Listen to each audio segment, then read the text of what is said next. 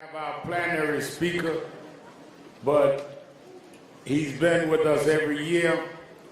He has been one that has been a frequent co-worker with National Action Network on Stop and Frisk, on pre-K. He has shown you can be progressive and run a city. Let us hear some remarks from the Mayor of the City of New York, Mayor Bill Deblasio. Come on, Mayor Bill Deblasio.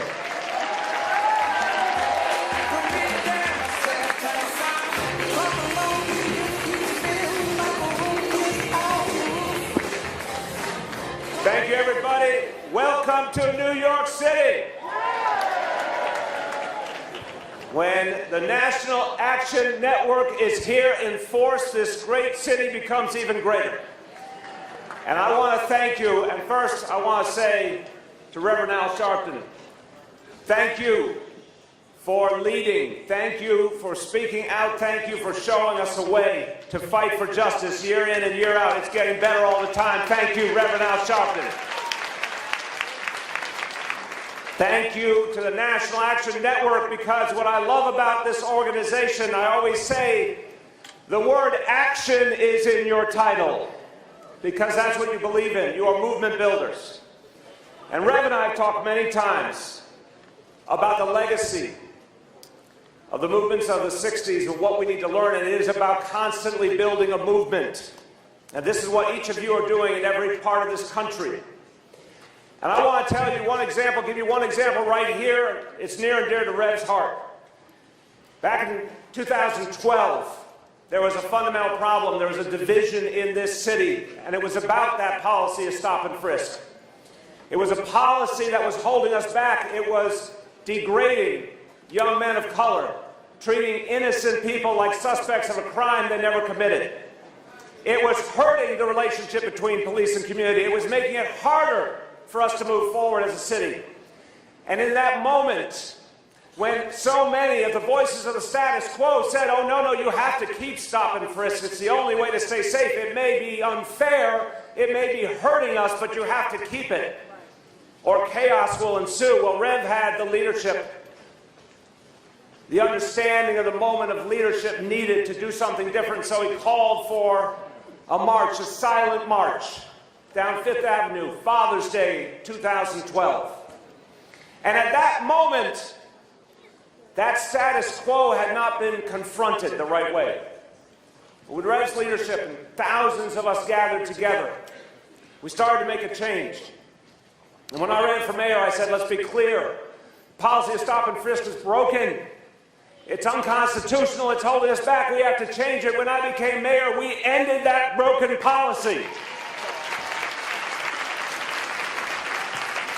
And my friends, we did not encounter violence and chaos. We did not go backwards to the 1970s. In fact, we became the safest big city in America.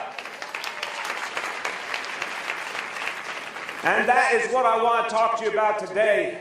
As movement builders, recognizing that time and time again, people will tell you what you can't do. But don't let anyone tell you what you can't do. Don't let anyone talk you out of your own power. What we have learned time and time again, we have to focus on what we can do. And my mission, when I became mayor of the largest city in the nation, was to show that the status quo was unacceptable, to show that it could be changed, that we would not accept it the way it was. And isn't that the truth in our nation right now?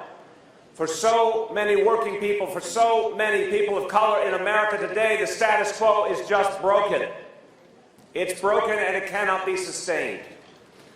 Let's talk about it out in the open the way we need to so we can fix it. Let's talk about that painful intersection of structural racism and income inequality that's holding us all back. Let's call it out. In plain language, let's call it out so we can tear it down, so we can change a broken status quo once and for all. Now here's what's happening. Working people all over this country are working harder and harder. They're doing their share, but they're getting less and less back. All of the gains are going to the 1%. That's what's happening in this country. And I want to ask you, in your own lives, in your own communities, if you're seeing the evidence I'm seeing, I want to ask you this. Who here feels that you're working longer hours than you used to? Who feels that? Who feels there's more stress in your life than there used to be? Who here in this audience, and I can tell you, I'm going to raise my hand for this one, who at some point has had trouble making ends meet? Who feels that you don't have enough time for yourself or for your family? That's what's happening. That's what's happening. I have been before audiences of every kind in states all over the country. Everyone answers the same way. It's happening everywhere. But my friends, it is not happening by accident. It is because of an agenda. An agenda that started with Ronald Reagan and goes all the way to the tax cuts for the wealthy and the corporations that Donald Trump got passed by the Congress. This is an agenda that has been holding us back for decades. It's right before our eyes, but it's not being talked about the way it needs to be.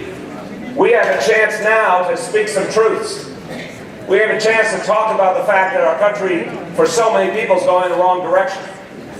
But don't let people tell you we can't afford to fix these problems. Don't let people tell you we cannot afford to take care of working families. It's not for lack of money. There's plenty of money in this world. There is plenty of money in this nation. It's just in the wrong hands.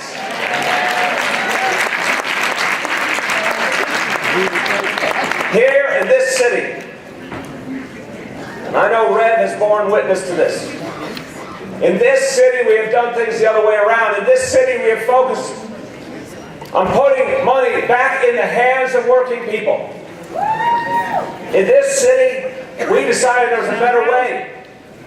And we started with our parents who work so hard, who so many struggle to make ends meet, to take care of their kids the right way. We decided we need to do something for them. So we made pre-K a universal right in New York City. Pre-K today is free for every single family in this city. It has saved parents thousands and thousands of dollars, for some families tens of thousands of dollars. And every child today, think about the beauty of this, every child in this city starts at the same starting line. Every child gets the same opportunity, so we can really see the potential of each of our beautiful children that has so long been held back. Every 4-year-old gets an equal chance, and we saw it work, so we're going farther. We're going to do the same thing for every 3-year-old. Early childhood education for free for them as well. We looked at so many families that were working so hard, but God forbid that someone got sick in the family. And we saw what happened. If someone got sick, they had to miss work and they would lose a day's pay, or 2 days, or 3 days, or a week.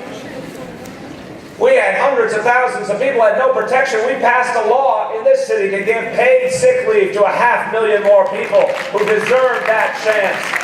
They shouldn't have to choose between a day's pay and taking care of themselves or their children or their loved ones.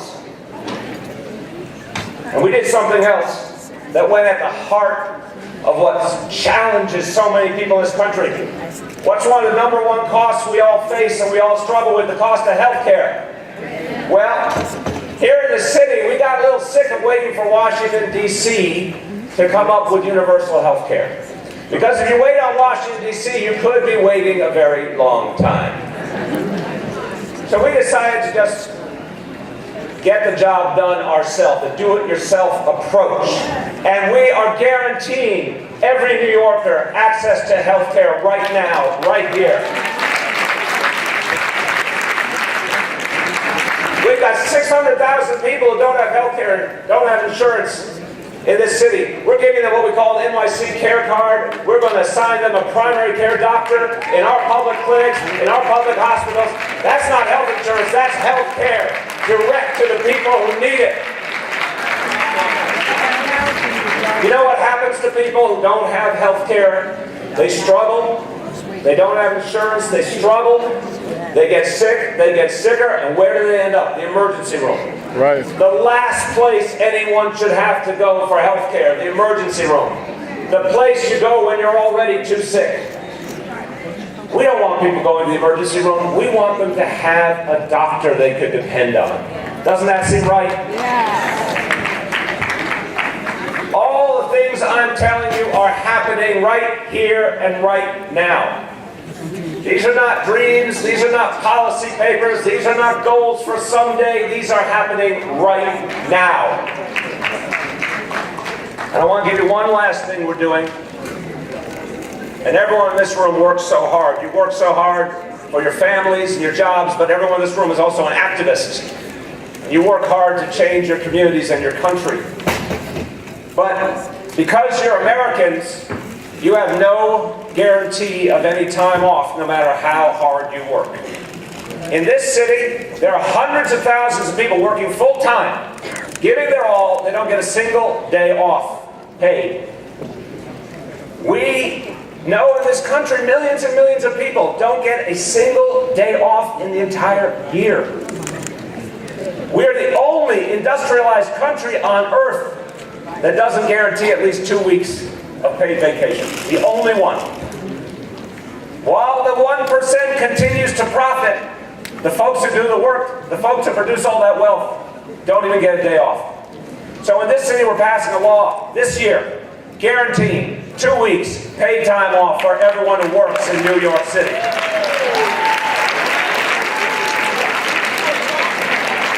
Working people deserve that. So, I want to conclude with a simple thought. And I want to make clear, all the things I've told you, they're happening. They're not words, they're deeds. They're happening here. They can happen a lot of other places. They can happen all over this country. You are movement builders. You're movement builders. You're proven change agents. Well, let me say to you, as movement builders, you have come to the right place. And if you need a little more hope, if you need a little extra burst of energy, a little extra inspiration, just look at what's happening here in New York. I learned a long time ago to never take no for an answer, to never accept the unacceptable, to never believe the status quo couldn't be changed. I ask of you to keep doing the good work you're doing, to keep building this movement. It can grow, it must grow for the good of this country. I ask you to keep setting the bar higher, keep demanding more. And I will caution you that the minute you demand more, you will meet the doubting Thomases. You will meet the naysayers. You will meet the doomsayers. They'll tell you it cannot be done. They'll tell you it will not be done. You have to confront them. You have to prove to them your resolve. And if you need a little bit of backup, just tell them, come here to New York City. See how it's done. See that the change is happening already, right here in the nation's largest city. Tell them it can happen here and it can happen anywhere. And that is the movement we must build for working people in this nation. Thank you, and God bless you all.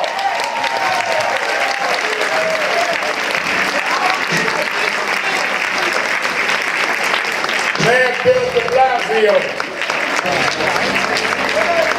Give him a hand.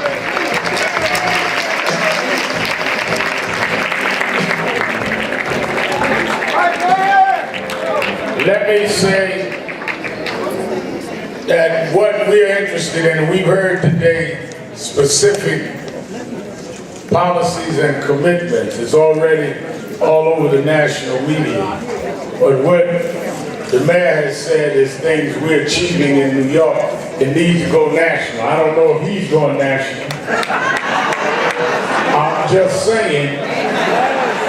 I'm reading he's been to New Hampshire and Iowa. I don't know if he was sightseeing or projecting, but we need to nationalize what he's talking about and prove progressivism can govern.